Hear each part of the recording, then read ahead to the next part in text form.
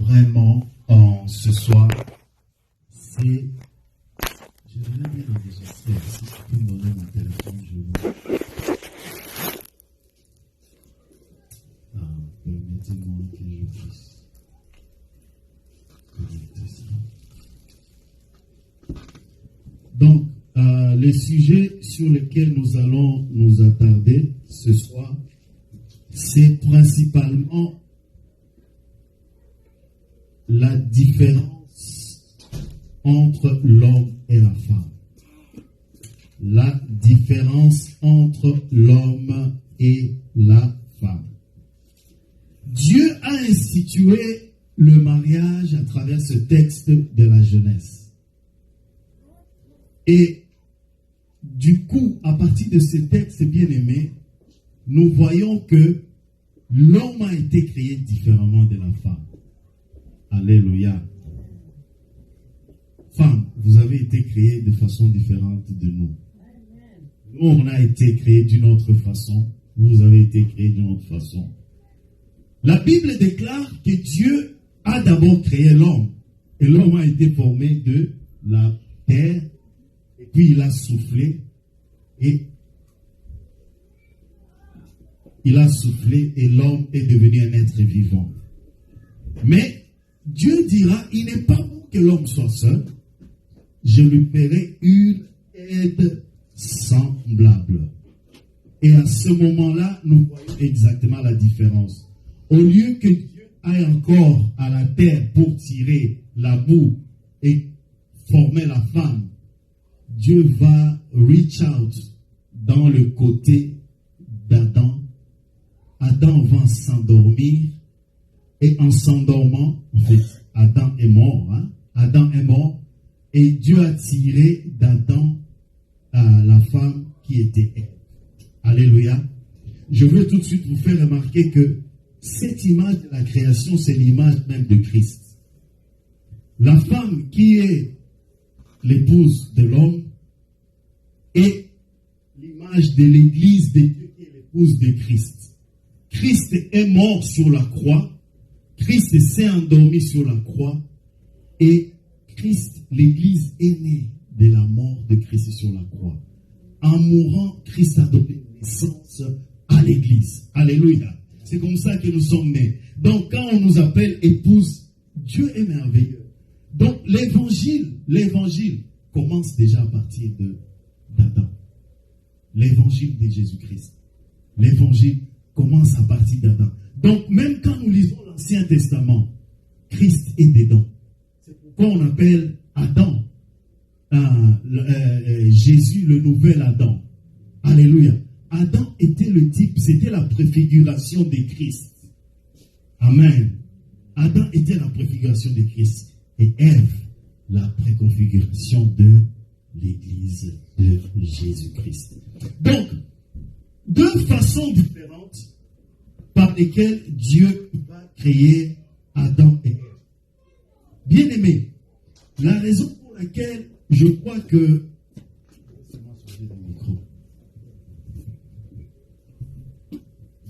Papa, mais rappelle-moi, on va récalibrer les fréquences. Ce problème que nous avons des micros sans fil, c'est à cause des fréquences. On n'a jamais récalibré ça depuis qu'on était ici. On utilise les fréquences qu'on avait là-bas. Donc, on doit faire ça. Anyway, donc, bien aimé, du coup, nous voyons qu'il y a une différence. Et le fait qu'il y a une différence dans la création de l'homme, dans la création de la femme, fait que nous ne sommes pas les mêmes. Nous n'avons pas les mêmes amis. Nous avons beaucoup en commun parce que nous sommes venus de la même source. Alléluia. Mais nous sommes différentes. Et cela est même clair, ça se comprend. Pourquoi Dieu créera une aide qui est totalement semblable à l'autre? Il faut qu'il y ait une différence pour se compléter. Alléluia. Donc, Dieu nous a fait différemment.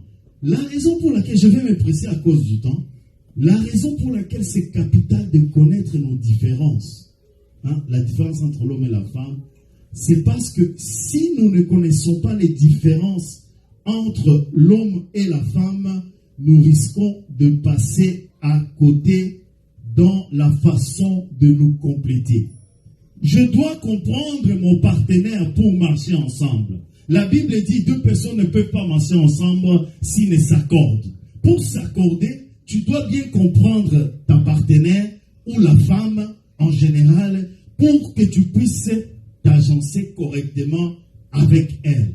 Parce que nous sommes tellement dominés par le moi que nous sommes. Et parfois nous ne voyons pas. Et nous croyons que l'autre réfléchit comme nous réfléchissons. Que l'autre voit les choses comme nous voyons les choses. Et ça, ce n'est pas vrai. Que ce soit la femme, que ce soit l'homme. La façon dont la femme voit les choses, ce n'est pas la même façon dont moi je vois les choses. Donc toi, femme, tu dois comprendre comment les hommes voient les choses par leur nature que Dieu leur a donnée. Et moi, l'homme, je dois comprendre comment la femme voit les choses par la nature que Dieu les a données. Alléluia. Donc, bien aimé, c'est très capital. Ça y va du succès de nos foyers, ça y va du succès de nos entreprises, ça y va du succès du but pour lequel Dieu nous a mis ensemble. Je veux dire en passant, encore une fois, c'est pas si vous avez déjà entendu dire ça, Dieu ne nous a pas mis ensemble pour faire des enfants. Dieu ne nous a pas mis ensemble parce que nous étions seuls. Dieu n'a pas créé l'homme ou la femme parce que la femme se sentait seule ou la femme se sentait qu'il a besoin d'un homme ou l'homme sent qu'il a besoin de la femme. Non. En fait, bien aimé, si vous regardez bien, le texte que nous avons lu de Genèse a dit, il n'est pas bon que l'homme soit seul. Mais c'est très différent de dire, il n'est pas bon que l'homme soit solitaire. Donc l'homme n'était pas solitaire, il n'était pas dans la solitude. Parce qu'il ne connaissait même pas ce qu'est qu'une femme à ce moment-là. Alléluia. Donc, il était seul. Cela veut dire que non. Dieu disait, il n'est pas bon que l'homme soit seul, entre crochets, sous-entendu, pour me servir. Alléluia. Donc, le premier but pour lequel tu es marié, le premier but pour lequel tu veux te marier, le premier but pour lequel tu as besoin d'une femme, tu as besoin d'un homme, ce n'est pas parce que tu as besoin des enfants. Ce n'est pas le premier but, c'est un des goals, c'est un des buts. Ce n'est pas parce que tu te sens solitaire, tu es dans la solitude. Ce n'est pas parce que tu brûles des désirs de la chair. Non, tout cela peut venir avec le mariage. Mais le but ultime, c'est d'être ensemble pour servir Dieu. Alléluia. C'est pour servir Dieu. Parce que tu peux te retrouver, ta femme ne peut pas mettre au monde. Bien aimé. Et beaucoup d'hommes ou de femmes dans la Bible n'ont pas mis au monde. Mais ils ont servi Dieu. Alléluia. Ils ont accompli une destinée. Alléluia. Beaucoup de grands serviteurs de Dieu n'ont pas eu d'enfants. Mais ils ont servi Dieu. Paul en est un d'eux. Alléluia. Donc, vous voyez qu'on peut servir Dieu. Le but ultime sur cette terre, c'est servir notre Seigneur. Ce n'est pas pour le matin. Ce n'est pour... Toutes les autres histoires peuvent venir. Et si tu comprends ça, ça peut t'aider. Si aujourd'hui ou demain ta femme n'est plus ce qu'elle était, ou ton mari n'est plus ce qu'il était, parce que les choses arrivent, le corps change. Tu ne vas pas fuir ton mari, tu ne vas pas fuir ta femme, parce que le but ultime pour lequel tu es dans ce mariage, ce n'est pas pour la beauté de la femme, ce n'est pas pour le plaisir charnel, ce n'est pas tout ça, ce n'est même pas pour les enfants. Le but pour lequel tu es dans ce mariage, c'est pour t'unir, pour servir le Seigneur. Alléluia.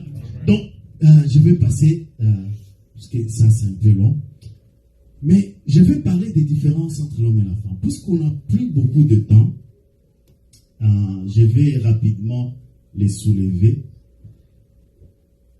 Les hommes, si nous regardons bien, nous analysons les hommes, et les hommes recherchent, les hommes intérieurement veulent être compétents.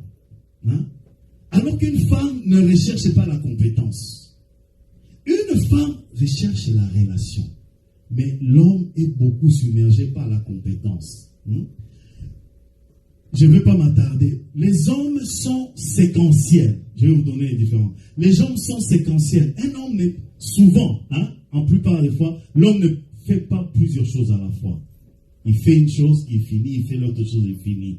Les femmes sont multifonctionnelles. multitasking.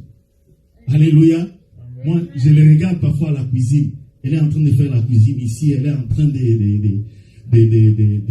faire la vaisselle ici. Elle est en train de faire et puis ça brûle là à la cuisine. Et puis elle dit, oh, j'ai oublié. Non. Quand l'homme veut préparer, il attend, il met l'eau. Tant que l'eau puisse, il surveille la casserole. Tu lui dis d'aller faire quelque chose. Il dit non, je cuisine d'abord. Je ferai ça après. Alléluia. Ça, c'est l'homme. L'homme ne fait pas plusieurs. Donc, femme, ne demande pas à ton mari quand il est occupé à quelque chose. Ne lui demande pas. Annie, est-ce que tu peux m'aider à faire ça? Parce qu'il est busy ici. Alléluia. Hein?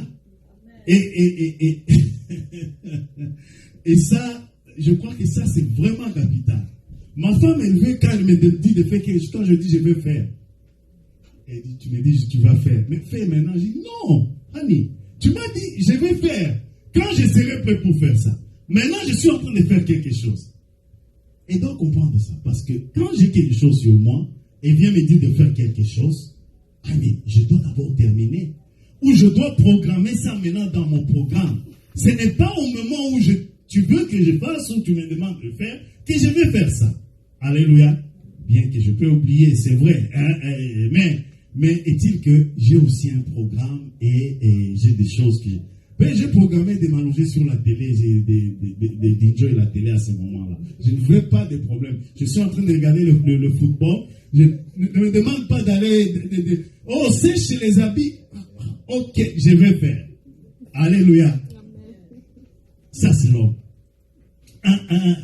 Les hommes veulent résoudre les problèmes seuls.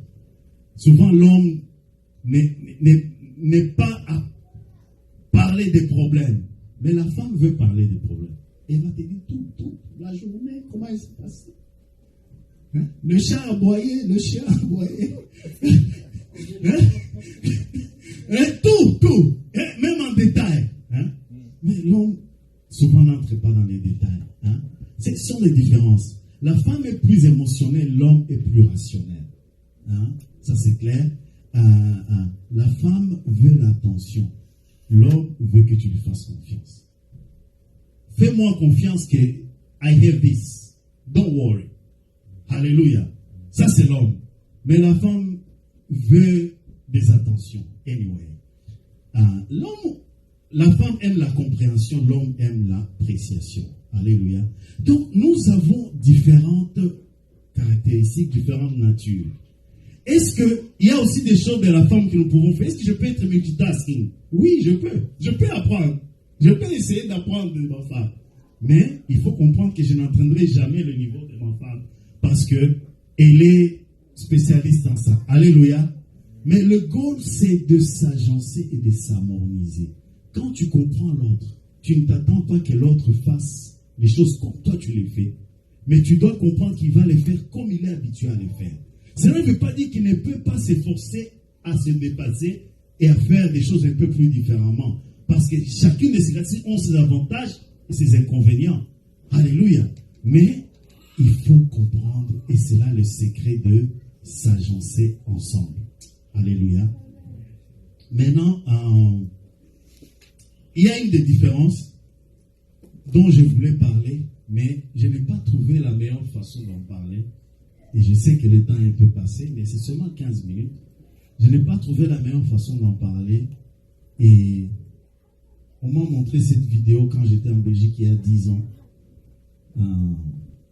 Et j'ai trouvé que c'était très important que vous puissiez l'écouter et que vous puissiez m'écouter moi.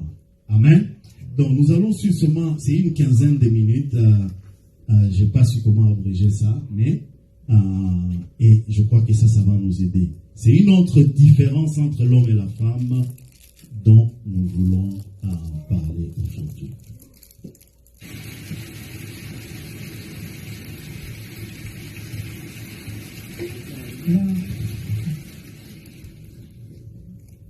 Il reste un domaine de la relation qui vaut peut-être le coup d'être abordé. La relation sexuelle.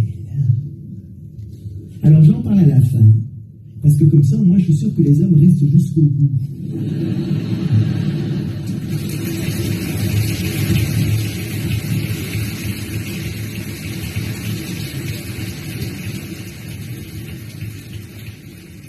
Mais en même temps, messieurs, je sais bien que tout ce que je veux dire, vous le savez déjà. Vous êtes des amants exceptionnels, je n'en doute évidemment pas. Oui, ça marche comme ça. Où est-ce que le sentiment masculin de compétence est le plus exacerbé? Dans la relation sexuelle, évidemment.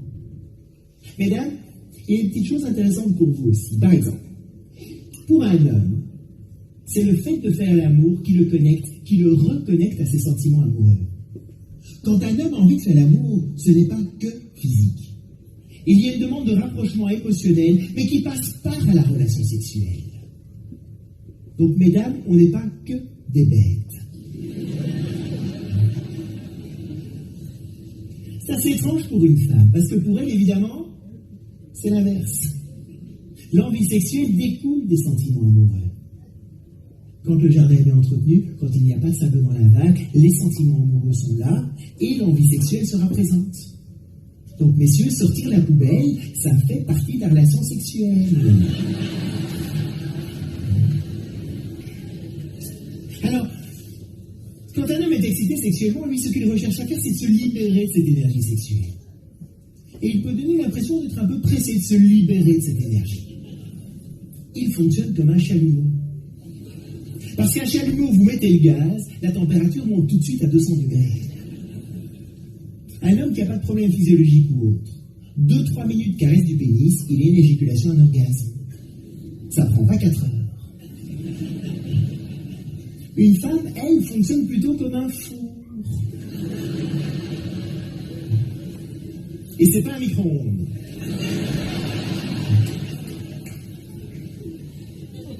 « 20 à 30 minutes pour chauffer le four. » Et messieurs, 20 à 30 minutes dans ces moments-là, c'est très long. Et dans un four, il y a toujours une période de préchauffage, exactement. Toujours commencer par caresser les zones non érogènes. Caresser les zones érogènes d'une femme quand le four est froid, c'est un peu comme caresser le pénis d'un homme un peu après l'éjaculation. C'est un peu mou, ça chatouille, c'est franchement pas le meilleur moment.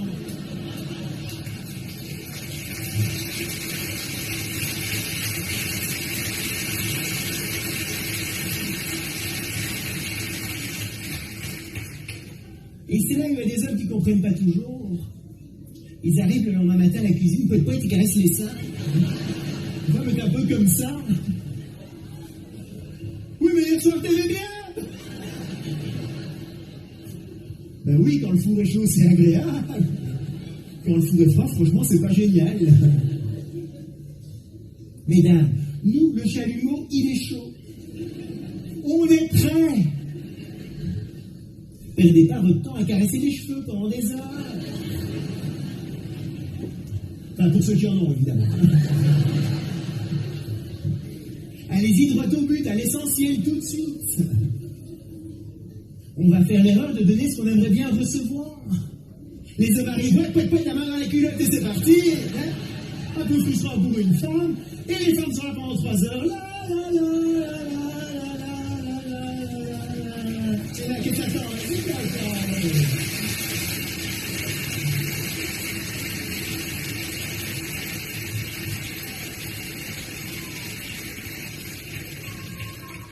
Inversez le processus, vous allez voir, ça marche bien. Alors, qu'est-ce qui fait réellement monter ces températures du four? Et c'est le fait qu'une femme puisse se dire, mais où est-ce qu'il m'emmène? Qu'est-ce qui va se passer?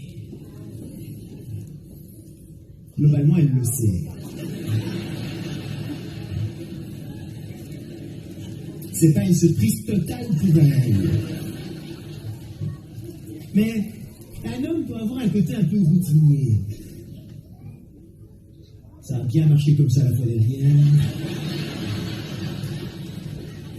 Ça marchera encore bien comme ça cette fois-ci.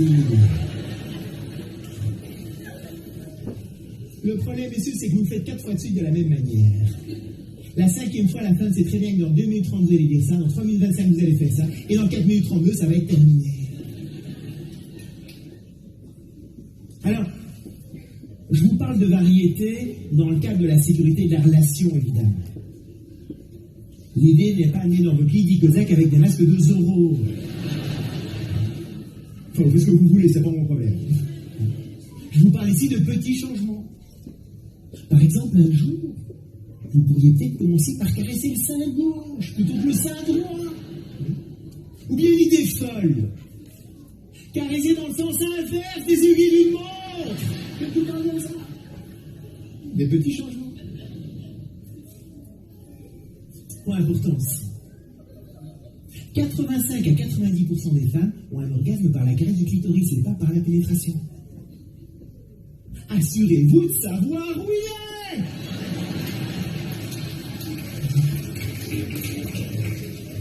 Pas maintenant, hein.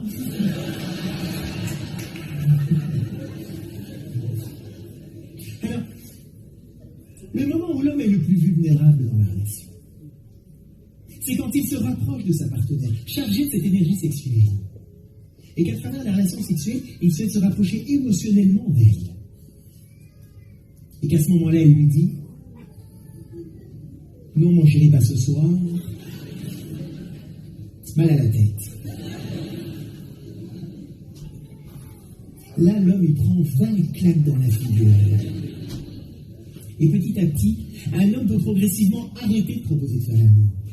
Pas qu'il n'a plus envie, mais parce qu'il a peur de se prendre la porte sur le nez. Et ça peut être extrêmement difficile à vivre pour un homme, surtout dans notre société actuelle, où on est entouré de messages publicitaires, de films, de magazines, de streams, de mini-jupes. Il y en a partout, qui donnent aujourd'hui à tous les hommes l'impression, mesdames, que vous n'attendez toutes que ça. Et les hommes vont donc arriver à la conclusion suivante. En fait, toutes les femmes adorent faire l'amour, sauf la mienne.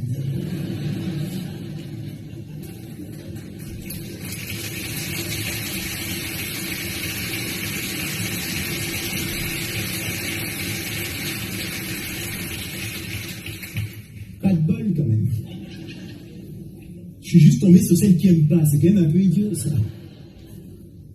Messieurs, quand une femme se sent en sécurité dans la relation, quand les sentiments amoureux sont là, quand le jardin est bien entretenu, quand il n'y a pas de sable dans la vague, une femme adore autant qu'un homme de faire l'amour. Vous êtes d'accord, mesdames, avec ça? On dit un peu plus fort. Encore une fois, très très fort. Ça fait du bien d'entendre ça. On a besoin d'être rassuré parfois. Faire l'amour n'est pas un truc de mec. Une femme a autant de plaisir qu'un homme quand les conditions sont remplies. La nature est bien faite. Alors, mesdames, quand vous dites non, si vous dites non, s'il vous plaît, mettez 10 paires de dents pour amortir le choc. J'adore faire l'amour avec toi, mais ce soir, et j'adore faire l'amour avec toi.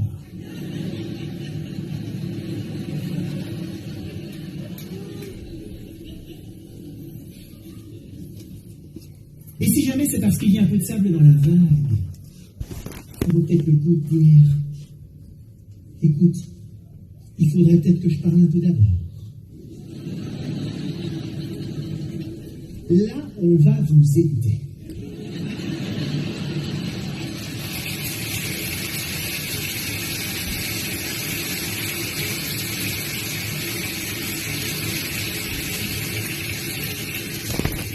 On va être extrêmement attentif. On ne va absolument pas vous interrompre. Alors, faire l'amour n'est évidemment pas un chantage. Mais si c'est ce que vous ressentez, ça vaut peut-être le coup de le dire. Et puis de passer ce merveilleux moment ensemble. Parce que c'est quand même quand on fait l'amour de manière régulière que l'on parvient à garder une certaine intensité dans les sentiments qu'on a l'un envers l'autre.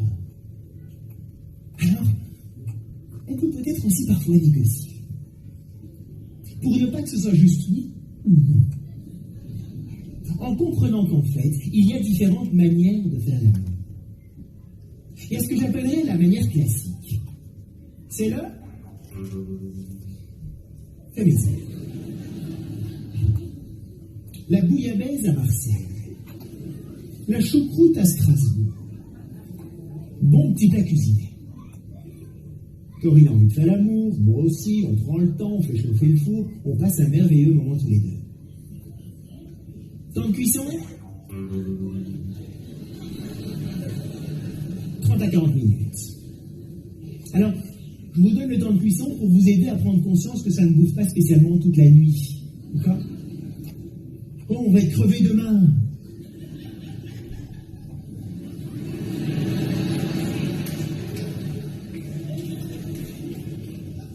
Il y a encore moyen de dormir après. Il ne faut pas spécialement aller se coucher à 5 heures du matin pour ça. Juste comme ça. Il y a une autre manière de faire l'amour. C'est là Quickie. Le McDo, le fast-food. Là, le contrat est clair, c'est un cadeau que Corinne me fait. Pas question de faire monter la température du four ou quoi que ce soit. Temps de cuisson 2-3 minutes. Le lapin. Le décrassage de carburant. L'entretien des tuyauteries. Oh. Alors effectivement, ça pourrait apparaître un peu bestial comme je vous en parle. Il y a quelques conditions pour que ça marche bien dans un couple. Première condition. On soit en vitesse de croisière dans la relation, qu'il n'y ait pas de conflit latent. Deuxième condition. Que le jardin soit bien entretenu, qu'il n'y ait pas de sable dans la vague, évidemment. Troisième condition. Il faut aussi, messieurs, qu'une femme ait son lot de caresses non sexuelles dont je vous parlais tout à l'heure. Le pendant du quickie dans l'esprit féminin, ce sont les caresses non sexuelles. Et messieurs, il faut laisser au moins une demi-heure entre une caresse non sexuelle et un quickie. Je les connais. Oh, ma chérie, un petit quickie. Non. Non sexuel, c'est vraiment non sexuel, on est bien d'accord. Il faut aussi qu'on mange régulièrement à la maison. Aller manger au McDo tous les jours, c'est quand même un peu indigeste. Et il faut aussi, de temps en temps, qu'on se fasse un petit resto gastronomique. Et ça, c'est quoi? Bien habillés tous les deux, petites soirées romantiques, un restaurant, apéritif, les bougies, la totale. Et messieurs, même c'est pas idiot d'aller terminer la soirée à l'hôtel, même si vous restez dans la même ville.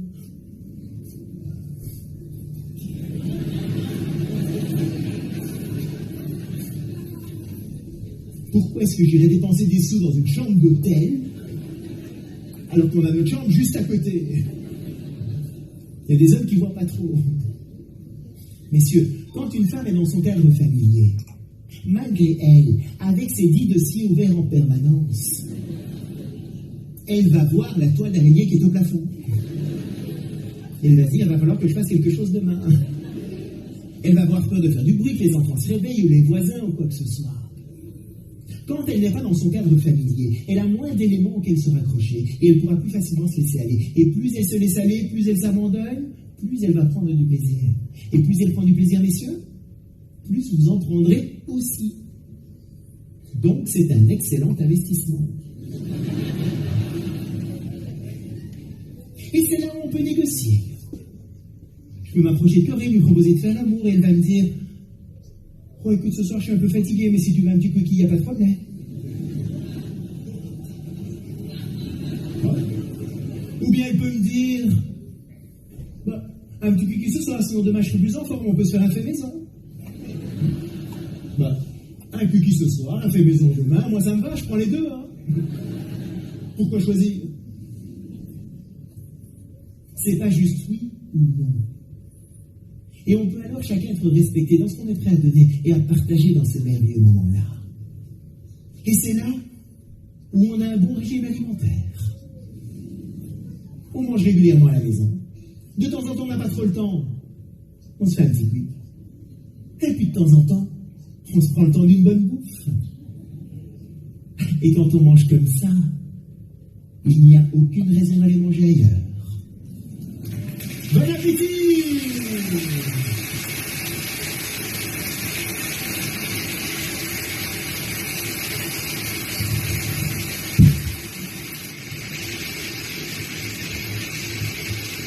Alléluia.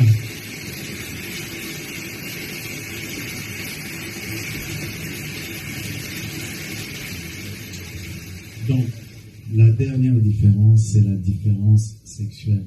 Nous sommes différents sur le plan sexuel. Et nous devons tous comprendre cela. Comme on l'a expliqué, la femme voit la relation sexuelle différemment de l'homme. Et si on ne comprend pas cela, ça peut créer beaucoup de tensions. Et le monsieur a proposé 3 différentes façons de vivre ça. Et je crois que c'est important. Donc, je vais m'arrêter là. Je vais dire que ce monsieur, il n'est pas chrétien, c'est qui a créé un cours pour la prévention des divorces. Je sais pas si c'est en France, en Belgique, en France. Et il est français. Donc, mais c'est excellent. C'est excellent. Toute la vidéo, j'avais cherché ça, mais toute la vidéo est maintenant sur YouTube. C'est prend 1h45 minutes.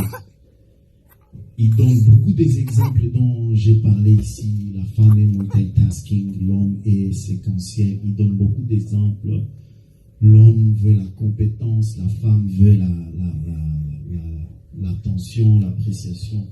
Donc, si vous avez le temps, je vous encourage de regarder ça ensemble. Mais ici où nous sommes, nous voulions quand même partager un peu ces différences. Et vous savez, c'est à l'église que nous devons parler de ce genre de choses. Parce que les gens vont se renseigner dans le monde et le monde ne donne pas la perspective chrétienne. Donc, l'église doit avoir des moments comme ça où nous parlons de ce genre de choses sans que vous alliez vous enquérir sur les médias ou sur les amis non chrétiens ou des choses comme ça.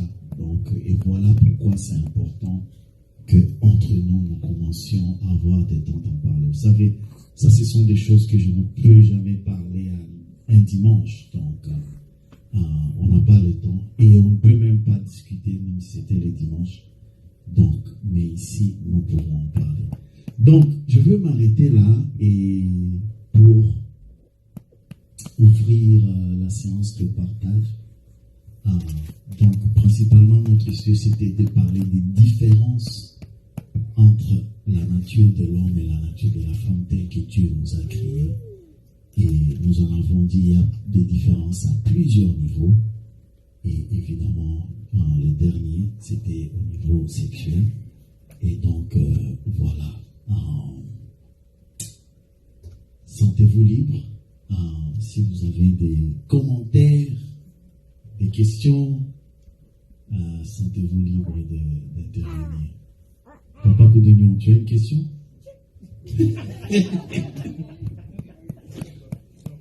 Oui, mon frère. Voilà, en fait, oui, c'est ça. Si nous pouvons nous servir, parce que comme on a peu de temps, comme ça on est en train de partager quelque chose, on garde ça pour après. Et puis nous revenons ici et nous allons continuer le partage. C'est bon? C'est une bonne proposition? Parce que sinon, si le partage prend 40 minutes, 30 minutes, après il faut encore manger, il sera déjà 9h15. Si nous pouvons seulement... Certains d'entre vous étaient en train de jeûner, donc ils ont clôturé. Je crois qu'ils peuvent maintenant manger. Amen. Seigneur, bénis la nourriture, purifie-la par le sang de Jésus, qui nous donne la force de te servir au nom de Jésus. Amen. Amen.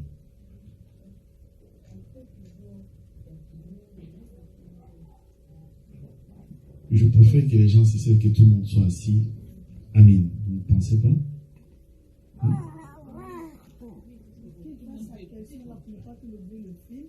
Ok. Bon, Marcel, on va vous écouter. Ma question est tout simplement de savoir, les retards ne peuvent excusables, j'étais en retard, j'ai certainement manqué bien. Je voulais savoir quels sont les versets bibliques sur lesquels on s'appuie par rapport aux différents points que je trouvais les messieurs énumérés ici. Y a-t-il certains versets bibliques qui nous guident dans ce sens-là? Dans le sens des différences sur différents points de vue. Oui, c'est-à-dire que nous avons commencé et notre texte de base, c'était comment Dieu a créé l'homme et la femme. Et nous avons montré que l'homme et la femme ont été créés de façon différente et que ce sont deux êtres différentes dans leur nature. La façon dont Dieu a créé l'homme et la façon dont Dieu a créé la femme. Donc, nous sommes partis de ce texte-là de la Genèse. Et voilà, ça c'est notre texte de base. Si tu veux d'autres versets que tu peux trouver dans la Bible montre bien que l'homme, la Bible en parlant de l'homme et la femme, que l'homme parle de la position de l'homme, la position de la femme. Ce sont des textes qui parlent de les caractéristiques de l'homme et de la femme dans sa position spirituelle, dans sa position devant le Seigneur, ainsi de suite. Donc, voilà. Mais la Bible ne te parle pas de comment faire le sexe. Donc, ne me demande pas un verset biblique qui appuie comment faire le sexe. Je n'en ai pas. Tu as lu aussi la Bible, il n'y en a pas dans la Bible. Donc, certaines choses, ce sont des choses pratiques, dès que vous devez les vivre. Les quelques endroits où la Bible parle du sexe dans le mariage, c'est seulement quand Paul dit mais le corps de l'homme n'appartient à la femme, le corps de la femme n'appartient pas à l'homme, vous ne pouvez pas l'un de l'autre, si ce n'est pour vous appeler à la prière. Mais la Bible n'a pas dit que tu dois passer 40 minutes avant de t'accoupler avec la femme ou une fille. Ce sont des conseils pratiques et la Bible n'est pas un monde d'emploi dans tout ce que tu dois faire. Moi, j'ai toujours dit, les gens qui croient que tout doit se retrouver dans la Bible, dis-moi dans la Bible où on nous dit comment nous devons faire les cultes. Il n'y en a pas. Où est-ce qu'on a dit que vous devez faire la parole, quelqu'un lit la parole, quelqu'un fait plein d'ouverture, quelqu'un fait l'adoration, il y en a